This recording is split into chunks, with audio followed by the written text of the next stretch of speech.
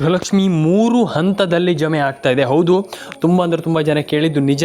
ತುಂಬ ಜನ ಕೇಳಿದ್ರು ಗೃಹಲಕ್ಷ್ಮಿ ಹಣ ಜಮೆ ಆಗಲ್ವಾ, ಅಥವಾ ನಮ್ಮ ಗೃಹಲಕ್ಷ್ಮಿ ಹಣ ಬಂದೇ ಇಲ್ವಾ, ಅಥವಾ ನಮ್ಮ ಗೃಹಲಕ್ಷ್ಮಿ ಹಣ ಬರೋದಿಲ್ವ ಅನ್ನುವಂಥದ್ದು. ಇಲ್ಲಿ ಒಟ್ಟು 3ನೇ ಹಂತ, ಅಂದರೆ 3ನೇ ಹಂತದಲ್ಲಿ ಗೃಹಲಕ್ಷ್ಮಿ ಹಣ ಜಮೆ ಆಗುತ್ತೆ. ಮತ್ತು 3ನೇ ಹಂತ ಅನ್ನೋದಕ್ಕಿಂತ 3 ಹಂತದಲ್ಲಿ ಜಮೆ ಆಗುತ್ತೆ. ಹಾಗಾಗಿ ಯಾರು ಕೂಡ ತಲೆ ಕೆಡಿಸ್ಕೊಳ್ಳುವಂತ ಅಗತ್ಯ ಇಲ್ಲ. 3 ಹಂತದಲ್ಲಿ, ಒಂದಲ್ಲ ಎರಡಲ್ಲ, 3 ಹಂತದಲ್ಲಿ ಇಲ್ಲಿ ಹಣ ಜಮೆ ಆಗ್ತಾ ಇರೋದ್ರಿಂದ ಯಾರೂ ಕೂಡ ತಲೆ ಕೆಡಿಸ್ಕೊಳ್ಳುವಂತ ಅಗತ್ಯ ಇಲ್ಲ. ವಿಡಿಯೋವನ್ನು ಕೊನೆವರೆಗೂ ನೋಡಿ. ತುಂಬ ಜನ ಮಿಸ್ ಮಾಡ್ತೀರಾ. ಆ ರೀತಿ ಮಿಸ್ ಮಾಡ್ಕೊಳ್ಳಿಕ್ಕೆ ಹೋಗ್ಬೇಡಿ. ವಿಡಿಯೋವನ್ನು 3 ಹಂತ, ಒಂದಲ್ಲ ಎರಡಲ್ಲ, 3 ಹಂತದಲ್ಲಿ ಹಣ ಜಮೆ ಆಗ್ತದೆ.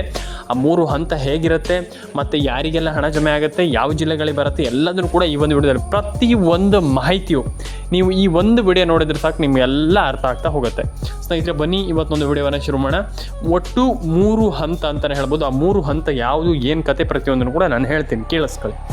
ಫಸ್ಟ್ ಬಂದುಬಿಟ್ಟು ನಿಮ್ಮದು ಏನಂತಂದರೆ 3 ಹಂತ ಅಂತಂದರೆ ಇಲ್ಲಿ ಮೊದಲನೇ ಹಂತದಲ್ಲಿ ನಿಮ್ಗೆ ಹಣ ಜಮೆ ಆಗುತ್ತೆ, 2ನೇ ಹಂತದಲ್ಲಿ ಹಣ ಜಮೆ ಆಗುತ್ತೆ, 3ನೇ ಹಂತದಲ್ಲಿ ಹಣ ಜಮೆ ಆಗುತ್ತೆ. ಆ ರೀತಿ ಅಂದರೆ ನೀವು 3 ಹಂತ ಅಂತಂದರೆ ನೀವು ಆ 3 ಬಾರಿ ಹಣವನ್ನು ಪಡೆದುಕೊಳ್ಬೋದು.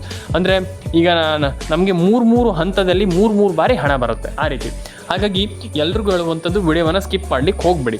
ಫಸ್ಟ್ ಆಫ್ ಆಲ್ 3 ಹಂತ ಹೆಂಗೆ ಅಂದರೆ, 3 ಹಂತ ಯಾರಿಗೆಲ್ಲ 3 ಹಂತದಲ್ಲಿ ಜಮೆ ಆಗುತ್ತೆ, ನಮಗೆ ಮಾತ್ರ ಬರುತ್ತಾ ಅಥವಾ ಬೇರೆಯವರಿಗೂ ಬರುತ್ತಾ ಅಥವಾ ನಮಗೆ ಬರಲ್ವ, ಏನು ಕತೆ, ತುಂಬ ಜನ ಕಮೆಂಟ್ ಮಾಡಿ ಕೇಳ್ತೀರ ಇದೇ ರೀತಿ.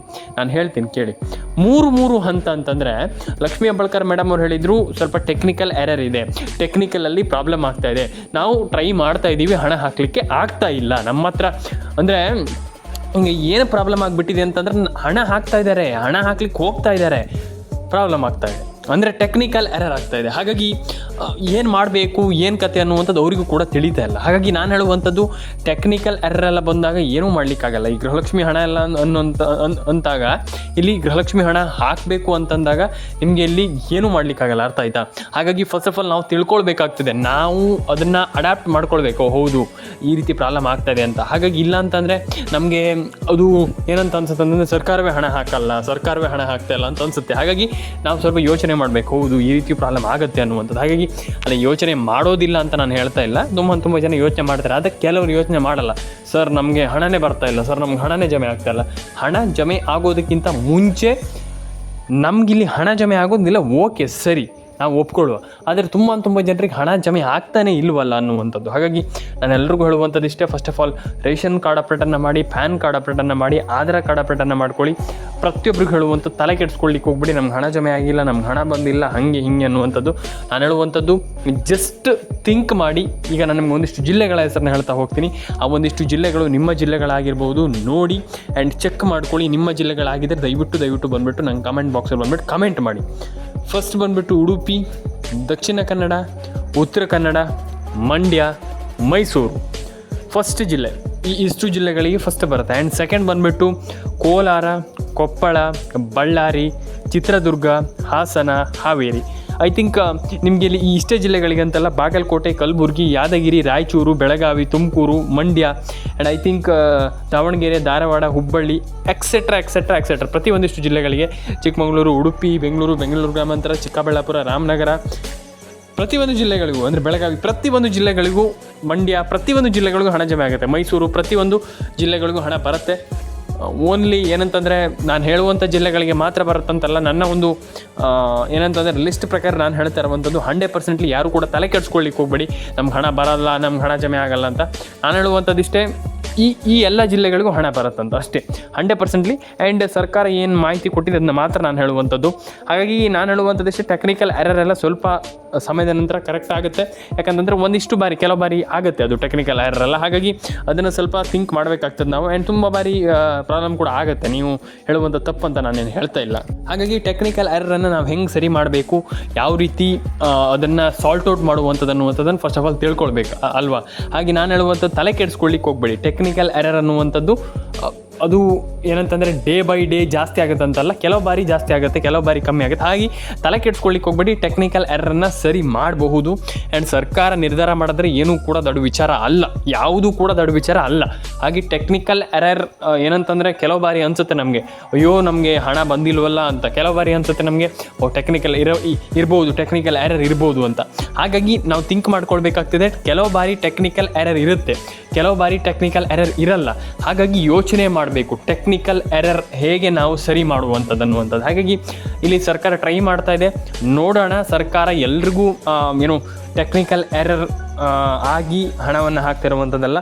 ಹಾಗಾಗಿ ಇಲ್ಲಿ ಟೆಕ್ನಿಕಲ್ ಎರರ್ ಆಗಿ ಹಣವನ್ನು ಹಾಕದೇ ಇರುವಂಥದ್ದು. ಹಾಗಾಗಿ ಟೆಕ್ನಿಕಲ್ ಎರರ್ ಆಗಿಯೇ ಇಲ್ಲಿ ಹಣ ಯಾರಿಗೂ ಕೂಡ ಹಾಕ್ಲಿಕ್ಕೆ ಆಗ್ತಾ ಇಲ್ಲ. ಹಾಗಾಗಿ ನಾನು ಹೇಳುವಂಥದ್ದು ಇಷ್ಟೇ, ತಲೆ ಕೆಡಿಸ್ಕೊಳ್ಲಿಕ್ಕೆ ಹೋಗಬೇಡಿ. ಟೆಕ್ನಿಕಲ್ ಎರರ್ ಆದರೂ ಕೂಡ 100% ಎಲ್ರಿಗೂ ಕೂಡ ಇಲ್ಲಿ ಹಣ ಜಮೆ ಆಗುತ್ತೆ. ತಲೆ ಕೆಡಿಸ್ಕೊಳ್ಳಿಕ್ಕೆ ಹೋಗಬೇಡಿ. ಏನಂತಂದರೆ ತುಂಬ ಜನ ಹೇಳ್ತಾರೆ, ಸರ್ ನಮ್ಗೆ ಹಣ ಬಂದಿಲ್ಲ, ನಮ್ಗೆ ಹಣ ಜಮೆ ಆಗ್ತಾಯಿಲ್ಲ, ನಮ್ಗೆ ಹಣ ಬರ್ತಾನೂ ಇಲ್ಲ ಅಂತ. ತಲೆನೇ ಕೆಡಿಸ್ಕೊಳ್ಳಿಕ್ಕೆ ಹೋಗ್ಬೇಡಿ. ನೀವೇನು ಯೋಚನೆ ಮಾಡಿದರೆ ಅದನ್ನ ಕರೆಕ್ಟಾಗಿ ಮಾಡ್ತಾ ಹೋಗಿ. ಆ್ಯಂಡ್ ನಿಮಗೆ ಇಲ್ಲಿ ಏನೇನು ಅಪ್ಡೇಟ್ಗಳಿದೆ ಅದನ್ನು ಪರ್ಫೆಕ್ಟಾಗಿ ಏನಂತಂದರೆ ಕರೆಕ್ಟಾಗಿ ಮಾಡ್ತಾ ಹೋಗಿ. ಅಷ್ಟು ಕೆಲಸ ಮಾಡ್ತೀರ ಅಂತಂದರೆ ಎಲ್ರಿಗೂ ಕೂಡ ಇಲ್ಲಿ ಹಣ ಜಮೆ ಆಗುತ್ತೆ. ಹಣ ಜಮೆ ಆಗಲ್ಲ, ನಮ್ಗೆ ಬರಲ್ಲ ಅನ್ನುವಂಥದ್ದು ಏನೂ ಕೂಡ ಇಲ್ಲ. ಫಸ್ಟ್ ಆಫ್ ಆಲ್ ನಾವು ಏನು ಯೋಚನೆ ಮಾಡಿದ್ದೀವಿ ಅದನ್ನ ಕರೆಕ್ಟಾಗಿ ಮಾಡ್ತಾ ಹೋದರೆ ಆಯಿತು.